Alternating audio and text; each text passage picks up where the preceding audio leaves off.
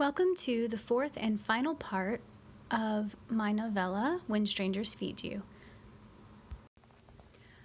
I sought her for days.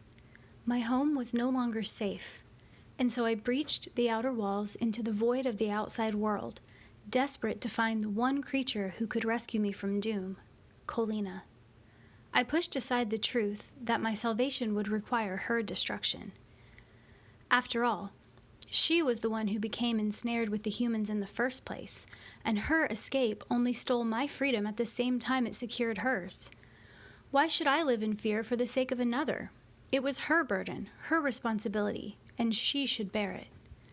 I roamed the streets in the shadows, hiding from the humans in the daytime and scavenging among their roadside refuse bins in the night. My baser instincts awakened, my senses heightened, and I hunted small game and insects by moonlight and let loose guttural growls when the occasional other cat roamed near. They left me be, casting sideways glances at me as though I was a monster, a thing to be feared. And perhaps I was. I was feral, driven by laws of survival. I traveled with little direction, catching no wind of her and aiming my steps based on the occasional bit of info from a loose-tongued stray. Some claimed to have seen her, and I had no choice but to trust their information. It was all I had. It seemed weeks I had been out there, and perhaps it had been. I was leaner than before, though I hadn't thought it possible. But though I had lost fat, my muscles had grown firmer, stronger from the frequent hunts. Food on the outside was plentiful. Rats and birds and insects and the refuse of the humans scattered haphazardly about those rock-ground paths they call streets, though I had to digress to territorial displays to protect my hunts. I was becoming a savage, no more than a beast, and it was her fault, Colina. Her name played a rhythmic chant in my mind until I could think of nothing else. I will find her and destroy her. No, I cannot destroy her. I must return her. Her capture is my only chance at freedom. Every day I lost a little more of myself to her, to my mission. And then, one day, I smelled it. Just the faintest hint in the air of something familiar, of a smell tied to home, to that day I saw her dart past her humans and beyond into nothingness. And I knew it was her. I had found her. It was dark again, and the moonlight spilled across the pavement of an unfamiliar neighborhood as I crept closer, shading myself beneath the box machines as I always did, hidden from sight. She was beneath a bush, sleeping, it seemed. And my mind was a fury of plans, of pouncing upon her, subduing her, forcing her to return home with me, or approaching peacefully, explaining, asking, would I threaten her? Or should I beg her to return and remove the mark upon my life, to take responsibility for her own imprisonment and free me from mine? Would she even see reason? No, I could not risk it. She had come this far, and she would not return willingly. I would have to force her, but how? I would have to attack her, to subdue her in fear, to threaten, to make her fear me more than she feared her return. It was the only way. I crept closer. She was smaller than me, a little slip of a thing. Her small form just barely sifted apart from the shadows of the bush, and I wondered how they ever mistook me for her. She was barely more than a youngling, just barely into maturity. There was a beauty to her, beauty of the courage to escape and the freedom to live and the innocence of a new maturity and the future spread open before her, limitless.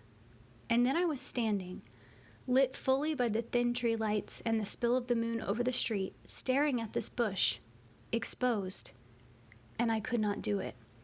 I could not attack her, this waif of a creature, glossy black fur and a white mark that mirrored mine, but seeming so helpless in her slumber. I could not force her to return to who knew what madness, to exchange her freedom for mine. And yet it was necessary. I did not want to be in exile, stuck out there in a foreign land, unable to return to my own domain. And who was to say they wouldn't find me, even out here? The humans were relentless, searching endlessly. They did not permit escape. They could mistake me for her outside the borders as easily as in their own domain. Until she was returned, I would be hunted. Until she was returned, I would never again be safe. I moved closer, my body slipping above the ground like the shadows themselves. I was inches from her hiding place beneath the bush, and still she slept, oblivious. My haunches tensed in eagerness. This was the moment. It was time. She shifted and I froze, watching. She stretched in her slumber, extending her legs out and rolling onto her side, and then I saw it. The swollen belly, her slender frame just barely managing to support it. Colina was pregnant. I cannot do it. Moon above, I cannot do it. I backed away quickly, shuttling myself into the shadow of the nearest box machine. She was pregnant. Pregnant. If she returned to captivity, her kittens would go with her, be enslaved with her, their innocent lives imprisoned before they had even begun. My mind raced. I could not ask her to go back. Not now. I could not trade their lives for mine. Then what? I would help her. We would forge her escape somehow. We would create a false trail and lead them away from us both, or perhaps we would both run far, putting this whole place behind us. Perhaps if we worked together, we could confuse them with simultaneous sightings and set them on dead-end searches while we escaped to freedom in our separate ways. I could not ask her to give herself for me, but I did not want to give myself for her either. I knew I could not return home, but if we could at least force the humans to stop looking, we could settle elsewhere, carve out new lives, leave the old behind. We both had to get out of here. It was the only way we could both survive. She didn't know me, but perhaps she might trust me if I explained. Yes, I will speak to her. I will explain. She would understand, and I would help her, and together we would make a plan in which we both escaped. We would figure out a way. Suddenly there was a shuffle and the sound of voices, and a blazing light blinded me, then swept away from me across the ground. The humans. They were searching for something.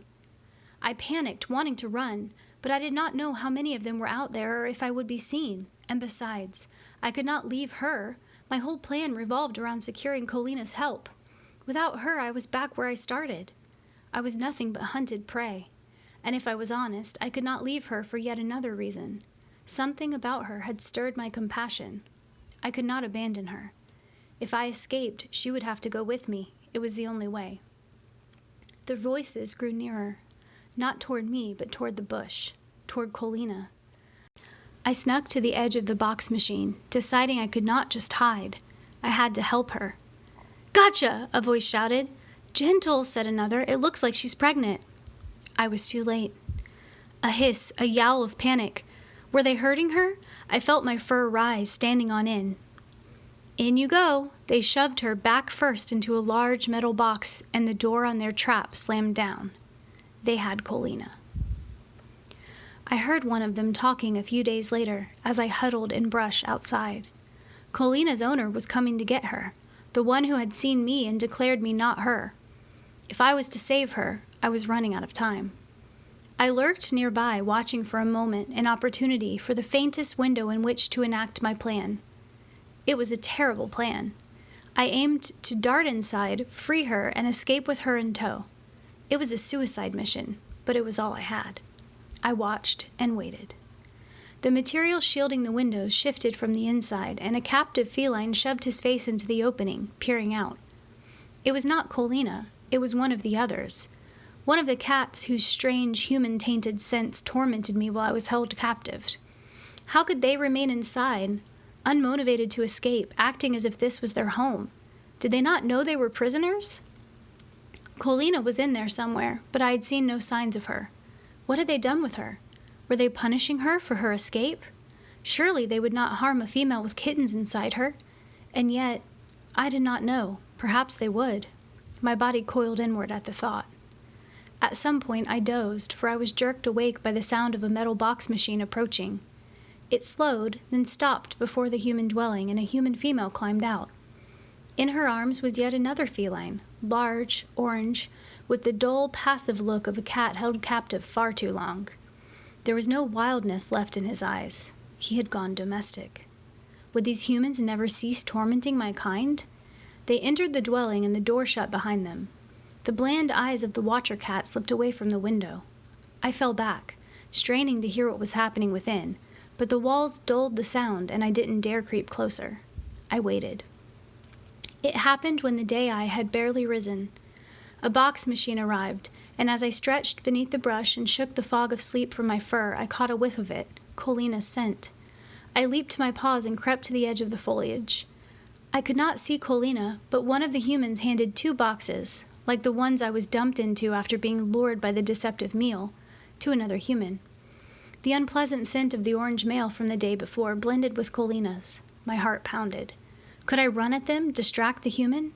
Perhaps I could trip the female who carried them and force her to drop the boxes, but then what? Unless I was fortunate enough for the boxes to spring open on impact, Colina would still be trapped, and the fall might injure her or the kittens she carried. Perhaps I could manage to force the box open, if only I could get the human to set it down, but how would I find the time? And which box was Colina's? From there, the scents blended in confusion, and I was aimless, not even knowing which box to target. I was too late. My hesitation had cost me everything. As the human female slid both boxes quickly into an opening of the box machine and slammed it shut, I had missed my chance. I darted out of the brush, desperately clinging to the hope that I could still save her. The box machine roared to life, and I flinched back on instinct, just barely missing being crushed by its massive circles as they rolled inches from my paws. And then, they were gone. The box machine sped away, and even if I could have caught it, I had no way to infiltrate it, no way to save her. I had failed. The memory of Colina haunted me, not just in regret, but in the lingering, watchful eyes of the humans. Last moon eye, a human spotted me at the box machine god, once again scrounging for shameful scraps around its edges. "I think I saw your cat," a voice said, and I realized, yet again, my whereabouts were being reported through one of their strange little talking devices. "Colina has been caught," my mind screamed. "Will this never end? Will I never again find peace?" The human voice murmured in agreement. "Okay, I'm glad you found her." Footsteps moved away. I breathed a sigh of relief and crept out beneath the walls of the machine box god. I heard a hissing chuckle. The Tom. He watched me with amusement, reveling in my humiliation. What was I? Who had I even become? I, the once proud master of a whole realm within the larger domain, reduced to this? Determination steeled within me. I'd had enough. No more would I slink in the shadows, subjugating myself to the Tom's rule. No more would I scavenge for scraps and roach legs, starvation pinching in my belly. No more would I fear the humans. I paused. The memory of my body responding to the human female's touch surfaced, and I shuddered. Human touch was pleasant, yes, but I was not a fool. They could not be trusted. Could they? I smelled food, savory and rich, drifting on the air. But I knew what that food would cost. It was a trap. It came at a price, one I was not willing to pay. I would not be their captive, but neither would I cower in fear. I was brave once, and I found then that I still was, deep within, courageous, and perhaps a bit wiser. I turned to the Tom, and his eyes widened as they met mine. I pulled back my lips to bare my sharp front teeth. He backstepped, then scurried away. I would cower to no one anymore. I was free. Author's note: the preceding story was mostly true, according to the events as they actually happened. Of course, I cannot vouch for the authenticity of my narrator's voice or opinions, as I have never been a cat. I can say that we were all quite shocked to find that the black cat living in my bathroom for a few days was not, in fact, Colina, and that I have never seen a cat run away quite so quickly as that one did when I set it outside, or any time I've stumbled across it in the neighborhood since. I let her go in consideration of the fact she might actually have a family to return to, though since then I've decided, upon further sightings of her, she most likely did not.